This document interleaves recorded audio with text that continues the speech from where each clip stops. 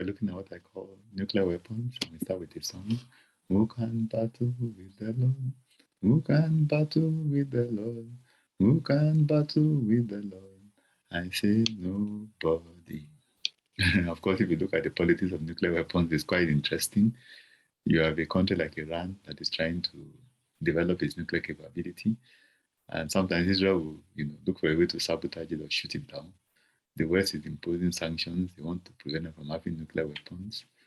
And then you have the countries that already have nuclear weapons. Of course, it becomes a deterrent. Nobody is going to come and invade them because everyone knows that the moment they start to release those bombs, it's going to be very problematic for the rest of the world.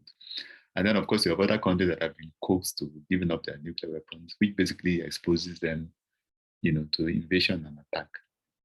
But there's no doubt that it's a deterrence, and those that have it, that's their trump card. But let's go to scripture. There's something very similar. 1 Samuel 13, verse 19. And no blacksmith could be found in all the land of Israel, because the Philistines had said, the Hebrews must not be allowed to make swords for us spears. Instead, all the Israelites would go down to the Philistines to sharpen their plowshares, mattocks, axes, and sickles. I mean, it was that bad. They made sure that there were no weapons in Israel, so that there would be no rebellion. They would not be open to attack. It was so bad that even for farming implements, you needed to go down to the Philistines to sharpen, your farming implements. And this is basically the kind of politics that you see with nuclear weapons.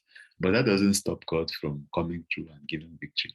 In fact, in this particular instance, if you look at the very next chapters, 1 Samuel chapter 14, verse 15, Jonathan still went, into the camp of the Philistines and look at what happened. And there was trembling in the camp, in the field, and among all the people. The garrison and the raiders also trembled, and the earth quaked, so that it was a great trembling. So God came through, even though there were no weapons. So it's not your nuclear capability that will stop you from being defeated.